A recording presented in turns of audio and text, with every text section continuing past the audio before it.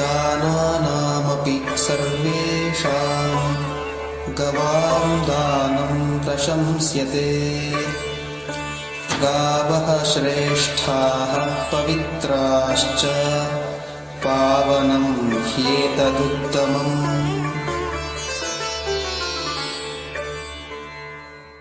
में गौ माता का क्या महत्व है।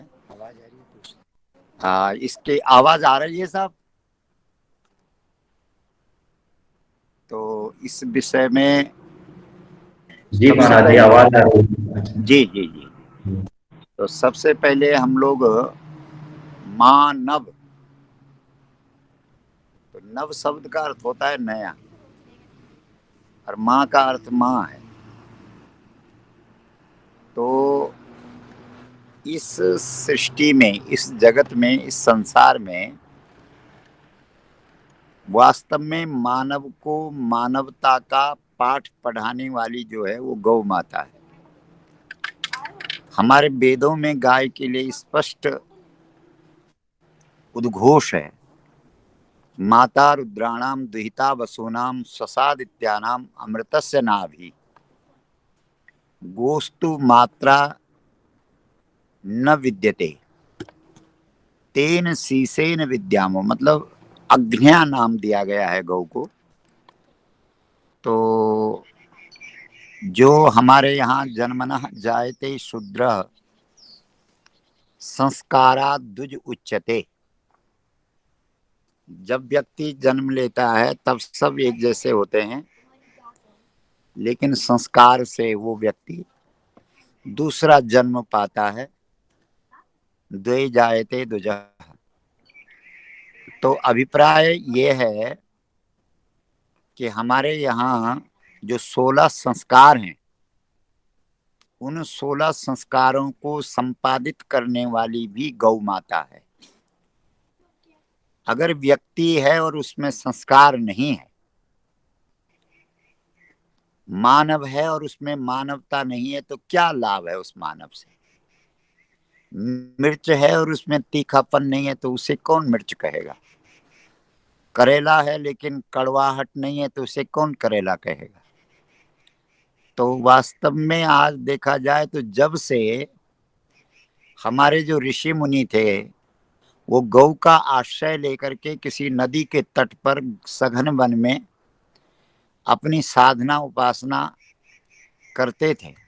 साधनों की उस समय उनको आवश्यकता भी नहीं थी। ये वाल्मीकि पराशर प्रवृत्तया बाताम उपरणाशन। मतलब जो ये बड़े बड़े ऋषि मुनि हुए हैं, बात, अम्बु, वायु, जल अति हो गई तो पत्ता आदि भोजन करके वो अपने जीवन को चलाते थे। और मनुष्य जीवन का ध्येय लक्ष्य उनको मालूम था। रामचरितमानस में हमारे यहाँ भगवान राम अपनी अयोध्या की प्रजा को बिठा करके और फिर उपदेश करते हैं कि बड़े भाग मानुष तन पावा, सुर दुर्लभ सदग्रंथन गावा, साधन धाम मोक्ष कर द्वारा, पाई न जेहि परलोक समारा, सो परत्र दुख पावई, सिर धुनि धुनि पछिताय, काल ही कर्म ईश्वर ही मिथ्या दोष लगाए। वास्तव में जो मनुष्य जीवन मिला है वो अपने को जानने के लिए मिला है कि मैं कौन हूँ। जैसे हमारे आदि शंकराचार्य जी 5 वर्ष की आयु में उनके मन में ये प्रश्न उठ गया था कि मैं कौन हूँ।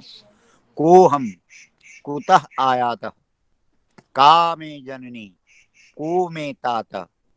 और 11 वर्ष की आयु में उन्होंने ये सिद्ध कर दिया था कि अहम ब्रह्मास्मि, मैं ईश्वर अंश जीव अविनाशी, चेतन अमल सहज सुखराशि, ममई वांसो जीव लोके जीव भूतः सनातन। वो जो आदि शंकराचार्य जी हैं उनका जो महानिर्वाण समाधि लेने से पहले का जो भजन है वो है भज गोविंदम गोविंदम भज मूढ़ मते। हमारे यहाँ श्रीमद् भागवत के अंदर भगवान श्री कृष्ण के 3 विशेष नाम हैं। एक गोविंद नाम है, एक दामोदर नाम है और एक माधव नाम है। तो गोविंद नाम भगवान श्री कृष्ण का तब पड़ा है जब वो वृंदावन में गौएं चरा रहे हैं, और जब वो बैठे हुए हैं और वहां पर एक गौ माता आती है और अपने थनों के दुग्ध की धारा से अभिषेक करते हैं, और उस अभिषेक को पाकर के, उस अभिषेक के दृश्य को जब ब्रह्मा जी देखते हैं तो वो बहुत ही प्रसन्न होकर के और श्री कृष्ण से कहते हैं कि महाराज जी, आपका जो ये स्वरूप का दर्शन है ये बहुत ही सुंदर है और मैं आपको एक नाम देना चाहता हूँ। तो श्री कृष्ण कहते हैं कि हाँ हाँ दीजिए। तो उन्होंने एक नाम दिया, गोविंद नाम। माधव नाम दिया जब श्री कृष्ण माँ माँ कहते हुए गायों के पीछे भागते हैं, तो माधव नाम दिया। दामोदर उस रस्सी से बांधे गए जिस रस्सी से यशोदा मैया गायों को बांधती है। तो कुल मिलाकर के हमारे यहाँ जो अवतार भगवान के 24 अवतारों का उल्लेख है, एक भी अवतार ऐसा नहीं है, जितने भी अवतार हुए हैं वो गौ के लिए, विप्रधेनु सुर संत हित लीन मनुज अवतार। तो इस मानव सृष्टि में जब तक हम गौ माता को पृथ्वी का चेतन स्वरूप समझते थे, जानते थे, क्योंकि जाने बिनु न होई प्रतीति, बिनु प्रतीति होई नहीं प्रीति। जब तक हम किसी को जानते नहीं है तब तक उसके प्रति विश्वास नहीं होता है, और जब तक विश्वास नहीं होता है तब तक प्रेम उसके प्रति पैदा नहीं होता है। तो आज जो सृष्टि है, आज जो जगत है, आज कम से कम भारतवर्ष जो विश्व का गुरु था वो उसने गाय को भुला दिया है। और इसमें जब तक हम लोग गाय को, क्योंकि हमारे यहाँ गाय को माता का सम्मान प्राप्त है, लेकिन हुआ क्या कि जो जब अंग्रेज आए और अंग्रेजों ने इस देश के अंदर हमारी शक्ति को खत्म करने के लिए प्रयास किया, तो उन्होंने गाय को जो माता के रूप में यहाँ पूज्या थी उसको पशु का दर्जा दे दिया, पशु के साथ खड़ा कर दिया, और यहाँ से पतन आरंभ हुआ। तो जब तक हम गाय को माता का सम्मान नहीं देते, गावो विश्वस्य मातरः, ये सूत्र प्रसिद्ध है और हर व्यक्ति इस बात को कहता है। आज आपके देश के कानून में, संविधान में गाय को पशु के रूप में देखा जाता है। सत्ता पर जो बैठे हुए लोग हैं वो गाय को पशु का दर्जा देते हैं। तो इसलिए हम पूरे देश के अंदर हमारा एक अभियान चलाया हुआ है कि गाय अगर पशु है तो पशु के वध का तो कानून है देश के अंदर, फिर तो गाय का वध होगा। और अगर गाय माता है तो उसकी हत्या का कोई सवाल ही नहीं उठता। अब आप कहेंगे कि भाई पौराणिक काल में या वैदिक काल में भी तो गौ हिंसा हुई है, तो जो आसुरी प्रवृत्ति के लोग हैं वो तो हमेशा ही इसके प्रति हिंसा का भाव रखते हैं, लेकिन जो हमारा वैदिक अनुशासन है उसने हमेशा गौ माता को अग्न्या नाम से पुकारा है, और किसी भी स्थिति में, किसी भी दशा में गौ माता का वध नहीं किया जा सकता। इसलिए इस माध्यम से जो हम अभी संवाद कर रहे हैं या चर्चा कर रहे हैं, आप सभी जो हमारे इस संवाद से जुड़े हुए लोग हैं, हमारा तो एक ही निवेदन है, एक ही आग्रह है कि अगर संपूर्ण विश्व के, जैसे आतंकवाद कितनी बड़ी समस्या है और इस पर बड़े वैश्विक सम्मेलन होते हैं, उसमें बड़े बड़े पूरे दुनिया के जो राष्ट्राध्यक्ष हैं वो सब इकट्ठे होते हैं, कितना खर्चा होता है, कितना उसमें व्यवस्था जोड़नी पड़ती है। लेकिन अगर हम लोग धार्मिक दृष्टिकोण से देखें, गुरु नानक देव भी जब मक्का मदीना की यात्रा में गए थे तो जब उनसे पूछा गया कि आप कुछ उपदेश कीजिए, तो उन्होंने कहा, लख 84 जोनी बिची भूषे मंगल खाए, अर्जुन गौ दी पाए के और फिर आदम दे ही पाए। मतलब गौ शरीर के बाद आदमी का, मनुष्य का शरीर मिलता है। तो सीधा सा मतलब ये है कि गौ माता का शरीर ज्यादा से ज्यादा 18, 20, 25 वर्ष तक चलेगा, उसके के बाद जो गाय का गौ शरीर छोड़ेगी तो वो मनुष्य शरीर में ही आएगी। लेकिन अगर गौ के साथ सहज मृत्यु होगी तो वो एक सहज और अच्छा और साधु पुरुष पैदा होगा। लेकिन इतनी बर्बरता, इतनी क्रूरता गौ माता के प्रति आज इस देश के अंदर है, जो आप सब जानते हैं कि कितना जो है उनके साथ, मतलब जिस देश के अंदर गाय को माता का सम्मान था, वहां पशु के रूप में आज उसका तिरस्कार है और किसी भी प्रकार से गौ के बारे में सुनने के लिए कोई तैयार नहीं है। तो इसलिए हम इस माध्यम से आप सबसे ये निवेदन करना चाहते हैं कि भाई सबसे पहले जो गौ है धर्म अर्थ काम मोक्ष चारों को प्रदान करने वाली है, लेकिन सबसे पहले गाय को धार्मिक दृष्टिकोण से देखा जाना चाहिए। हमारे यहाँ श्रीमद् भगवत गीता है जिसको पूरा विश्व मानता है, और संपूर्ण विश्व में जितनी अधिक टीकाएं श्रीमद् भगवत गीता पर लिखी गई है उतना संसार में कोई दूसरा ग्रंथ नहीं है जिस पर इतनी टीकाएं लिखी गई है। उस श्रीमद् भगवत गीता ग्रंथ का जो आरंभ है वो धर्म शब्द से होता है, और धर्म क्षेत्रे कुरुक्षेत्रे समवेता युत्सवः मामकाः पांडवाश्चैव किम कुर्वत संजय। मतलब धर्म महत्वपूर्ण है। आहार निद्रा भय मैथुनञ्च समान में तत् पशुभिर्नराणाम धर्मो हि तेषाम् अधिको विशेषो धर्मेण हीना पशुभिः समाना। लेकिन आज धर्म को तिरस्कृत किया गया, उसको हटा दिया गया। अरे हमारे यहाँ एक नास्तिक चार्वाक हुआ जो कहता है कि यावत जीवेत सुखम जीवेत ऋणम कृत्वा घृतम पीवे, तो कम से कम घी पीने की बात कर रही है। लेकिन आज के जो व्यक्ति है वो उनका कितना पतन हो गया है ये कहने की जरूरत नहीं है, आप सब जानते हैं, सब समझते हैं। तो इसलिए हम आपको ये कहना चाह रहे हैं कि जब तक इस सृष्टि पर गौ माता का सम्मान नहीं होता, और जब तक हम गाय को नहीं जानते, और जब तक हम गाय से नहीं जुड़ते, और जब तक हम, क्योंकि सीधी सी बात है, एक सीधा सा हम आपके सामने वार्तालाप करना चाहते हैं कि 3 गुणों से ये सृष्टि बनी है, सत्व गुण, रजोगुण और तमोगुण। अब जब तामसिक वृत्ति होगी, तमोगुण होगा, तो फिर व्यक्ति को शांति कैसे हो सकती है, वो शांत कैसे रह सकता है। जैसे हमारे यहाँ भृगु ऋषि जो हैं त्रिदेवों की परीक्षा करते हैं, ब्रह्मा जी के पास भी जाते हैं तो वो रजोगुण का आश्रय लिए बैठे हैं, तो उनको जब प्रणाम नहीं करते हैं, भृगु ऋषि जब ब्रह्मा जी को प्रणाम नहीं करते हैं तो वो क्रोधित हो जाते हैं। फिर वो कैलाश में जा करके वहाँ तमोगुण का आश्रय लेकर के भगवान शंकर को बगल में जो पार्वती जी हैं उनके बगल में जाकर के बैठ जाते हैं, तो वहां भी भगवान शंकर अपना त्रिशूल उठा लेते हैं। लेकिन जब वो सत्व गुण के अधिष्ठात्री देवता भगवान विष्णु के पास जाते हैं और जाकर के सीधा ही लात मार देते हैं, तो भगवान विष्णु कहते हैं कि महाराज जी हमारी छाती तो बहुत कठोर है, आपके चरण बहुत कोमल हैं। तो मतलब ये सत्व गुण का आश्रय दिखाया गया है। और फिर क्षीर समुद्र में भगवान नारायण अवस्थित है, मतलब क्षीर यानी दूध, दूध का समुद्र है। पुराने जमाने में हमारे यहाँ लोग आशीर्वाद देते थे, भाई दूधो नहाओ पूतो फलो।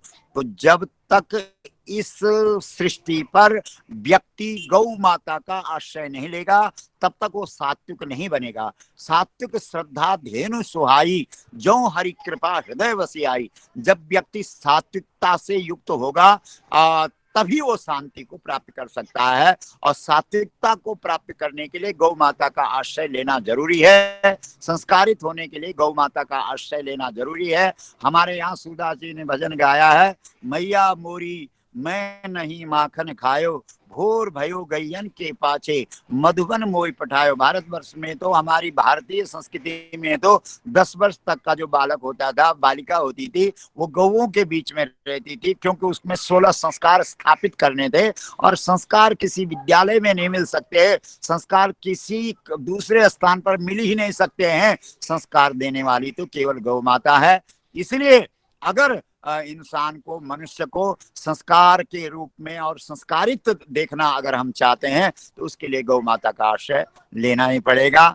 ये आग्रह, ये निवेदन, ये प्रार्थना हम इस मीडिया तंत्र के माध्यम से आप सबके सामने रखना चाहते हैं। और आपका कोई प्रश्न है, कोई इसमें शंका है तो आप कह सकते हैं। और यही बड़े संक्षिप्त में हमने गौ का थोड़ा सा परिचय आपके सामने रखा है जी। बहुत बहुत धन्यवाद महाराज जी।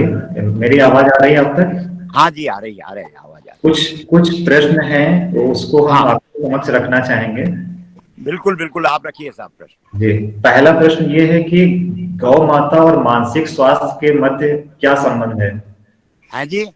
गौ माता और मानसिक स्वास्थ्य के मध्य क्या संबंध है? हाँ मानसिक स्वास्थ्य पे कैसा प्रभाव बिल्कुल पड़ता बिल्कुल, है? ठीक है जी ठीक है, आपने मानसिक स्वास्थ्य की बात की है ना, जी तो तस्माद अन्नमयो मनः, जो अन्न का सूक्ष्म रूप है वही तो मन है ना। तस्माद अन्नमयो मनः, तो अन्न आज दूषित है। अन्न कब संशोधित था, कब शुद्ध था? जब गौ माता का गोबर हमारे खेतों में पड़ता था, और उस गोबर से जो अन्न पैदा होता था वो अन्न अन्न ही नहीं, वो औषधि का स्वरूप धारण कर लेता था। तो इसलिए अगर आप मन को भी ठीक, आप सामान्य लोगों के बीच में भी आप इस उक्ति को देखते हैं कि भाई जैसा खाओगे अन्न वैसा बनेगा मन। तो आज का तो अन्न ही खराब हो गया है, हर वस्तु में गौ का रक्त डाल दिया गया है, तो कैसे आज के व्यक्ति का मानसिक स्वास्थ्य ठीक रहेगा? गोस्वामी तुलसीदास जी रामचरितमानस के उत्तरकांड में कहते हैं कि मानस रोग, मन के रोग सबको हैं, लेकिन बिरले न पाए, कोई बिरला व्यक्ति है जो जानता है कि ये मन का रोग मुझे है। और मन का रोग किसको है? जिसका अन्न ठीक नहीं। आहार शुद्धौ सत्व शुद्धि, ये हमारे यहाँ योग का ये पहला निर्देश है कि आहार शुद्धौ सत्व शुद्धि। जब आहार शुद्ध होगा तब आपका मानसिक शुद्ध होगा, मन शुद्ध होगा। तो इसलिए अन्न को शुद्ध करने के लिए भी गाय की बहुत नितांत आवश्यकता है। हमारे खेतों में जब तक गाय के गोबर की खाद पड़ती थी तब तक जो अन्न पैदा होता था वो अन्न ही नहीं होता था, वो औषधि के रूप में प्रयुक्त होता था। और उस अन्न को खा करके व्यक्ति का जो मन था वो पावन होता था। इसलिए गव्य हमारे यहाँ जब कर्म कांड में, वेद के 3 कांड हैं, कर्म कांड, उपासना कांड और ज्ञान कांड। तो जो कर्म कांड है उसमें सबसे पहले जब हमारे यहाँ पूजा करवाई जाती है तो उसमें यस्त्वगस्तिगतम पापम देहे तिष्ठति मामके प्रासनाथ पंचगव्यस्य दहत्यग्निर्वेन्दनम। मतलब ये पहला मंत्र है, पहला सूत्र है कि भाई अगर आपको पूजा करनी है तो पूजा के लिए शारीरिक शुद्धि ही नहीं, मानसिक शुद्धि भी चाहिए। और मानसिक शुद्धि के लिए आपको पंचगव्य का सेवन करना पड़ेगा। और पंचगव्य में गाय का दूध आएगा, गाय का दही आएगा, गाय का घी आएगा, गाय का मूत्र आएगा, गाय का गोबर का रस आएगा। और प्रासनाथ पंचगव्यस्य, जब आप पंचगव्य का प्राशन करेंगे मतलब सेवन करेंगे और इसको एकाग्र चित्त होकर के लेंगे तो दहत्यग्निर्वेन्दनम, जो मन में विकार है, विकृति है और ऊहापोह स्थिति है वो निश्चित रूप से ठीक होगी। तो इसलिए साहब मानसिक स्वास्थ्य के लिए भी गव्य का सेवन अत्यंत आवश्यक है जी। हाँ जी जी जी जी महाराज जी, अगला जो प्रश्न है वो ये है हाँ। कि जो लोग गौ माता को किसी धर्म विशेष संप्रदाय से जोड़ के देखते हैं उनके लिए आपका क्या संदेश है? ये दयालु, पहले आप ये बताइए कि सबसे मूल धर्म क्या है? सनातन धर्म है ना। सनातन शब्द की व्याख्या क्या है?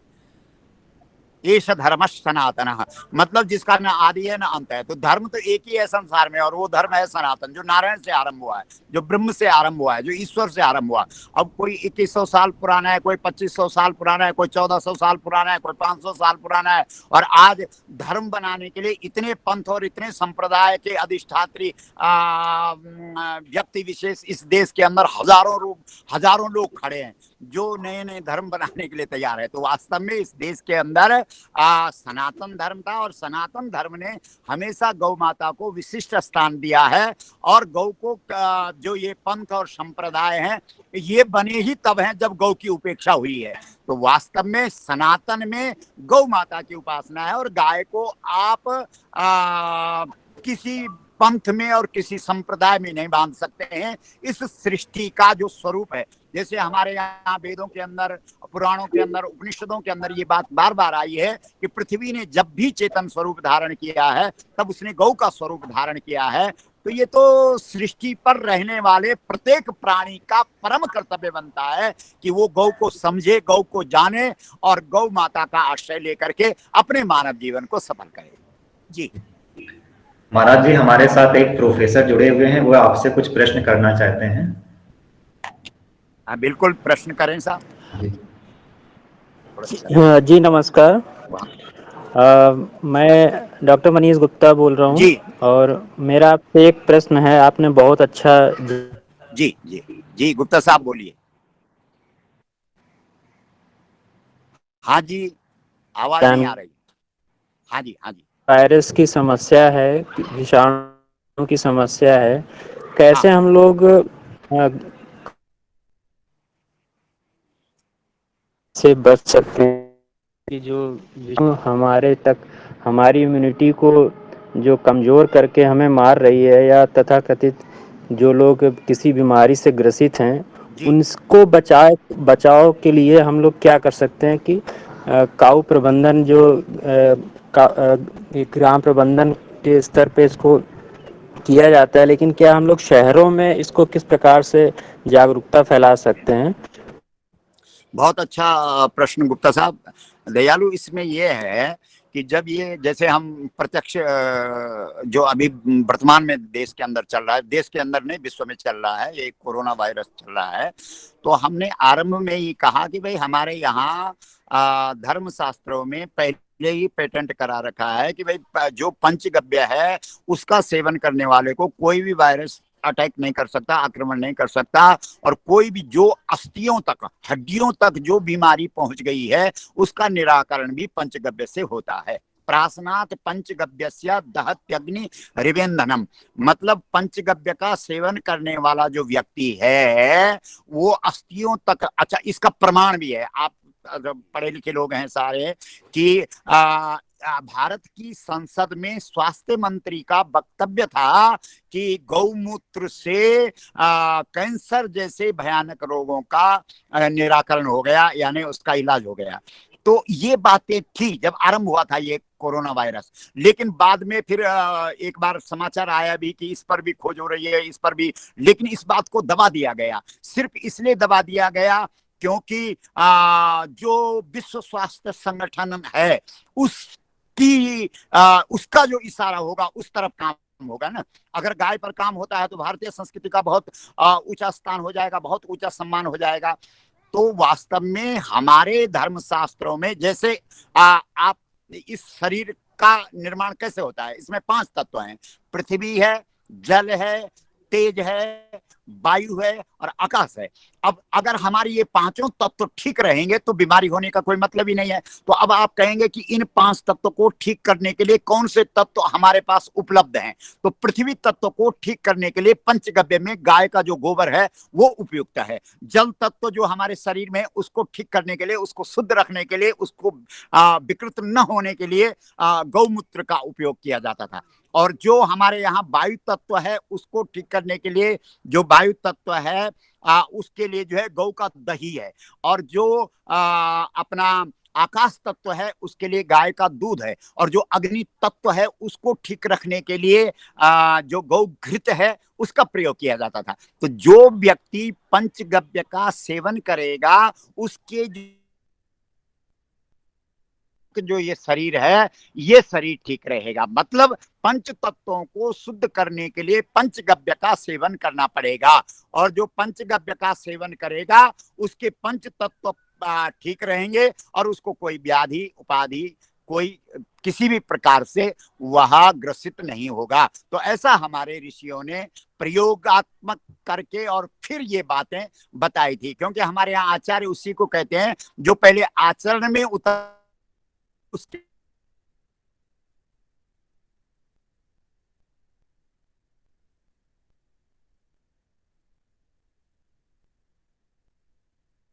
कि आप कुछ नहीं कर सकते हो, तो इस देश में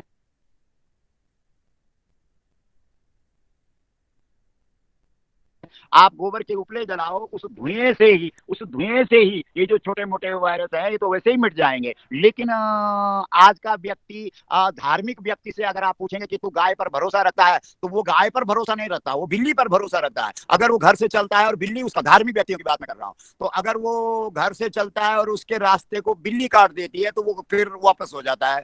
वो लोग पूछेंगे उसको कि भाई क्या बात हो गई, तो पीछे क्यों चला गया, बोला मैं चला था घर से लेकिन बिल्ली ने रास्ता काट दिया। ये स्थिति धार्मिक लोगों की हो गई। मतलब बिल्ली पर उसको भरोसा है कि बिल्ली रास्ता काटे तो शुभ नहीं होता है। लेकिन गोस्वामी तुलसीदास जी ने रामचरितमानस में लिखा है कि सूर्य भी शिशु ही पियावा, लोआ फिरी फिरी दरस दिखावा। मतलब अगर गौ माता आपको दर्शन दे देती है, और खास करके अगर उसका बछड़ा दूध पी रहा है, तो सुरभि सन्मुख शिशु ही पियावा और लोआ फिर फिर दरस दिखावा। ये दर्शन भी आपको संपूर्ण आधि से, व्याधि से, उपाधि से, संकटों से बचा लेती हैं। तो कुल मिलाकर के साहब हमारे यहाँ तो वेदों में, उपनिषदों में, पुराणों में सारी बातें हैं, लेकिन आज का व्यक्ति तो पश्चिम का अनुसरण कर रहा है।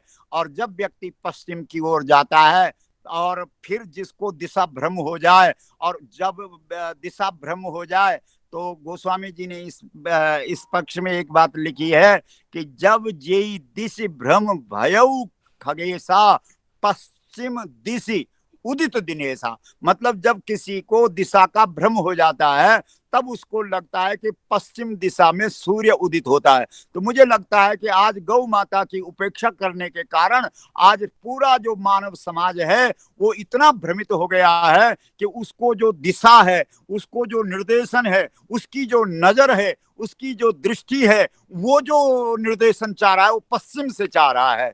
और पश्चिम में कभी सूर्य उदित नहीं होता है, पश्चिम में तो सूर्य अस्त ही होता है। तो जब तक हम वैदिक वांग्मय की ओर नहीं आएंगे, जब तक हम सनातन की ओर नहीं आएंगे, तब तक हमारा हित नहीं हो सकता है। और कुल मिलाकर के आपका जो प्रश्न है कि जितने भी वायरस हैं किसी भी प्रकार का, जब कैंसर जैसे वायरस ठीक हो गए हैं, तो जो भारतीय नस्ल की गौ माता है उसके गव्य के सेवन से निश्चित रूप से संसार का कितना भी भयानक वायरस है वो निस्तेज हो जाएगा और व्यर्थ हो जाएगा और व्यक्ति की सुरक्षा हो जाएगी। जी बहुत बहुत धन्यवाद, आपकी जानकारी वास्तव में बहुत बहुत बहुत धन्यवाद महाराज जी। अगली और जी मैंने बहुत ध्यान से सुना आपकी बातें। बस एक ही जी निवेदन था कि जो गाय पर यहाँ काम हो रहा है भारत में, उसे जी निश्चित रूप से शैक्षणिक क्षेत्रों में भी इसके जैसे रिसर्च पेपर हैं या उस पे कार्य हो बिल्कुल। रहे हैं, यहाँ जी तक पहुँचे तो जो नई पीढ़ी आ रही है, हमारे जो नए बच्चे हैं, विद्यार्थी हैं, स्टूडेंट्स हैं, जी इन तक ये चीज़ें पहुँचे तो बिल्कुल। बहुत अच्छा सुंदर रहेगा। और मैं जी आशा करता हूँ कि देव संस्कृत विश्वविद्यालय हरिद्वार में यहाँ भी गौशाला है, लेकिन शायद अभी कुछ चीज़ों का अभाव है जिनको हम बच्चों पर लेटेस्ट जानकारियाँ उपलब्ध नहीं करा पा रहे हैं।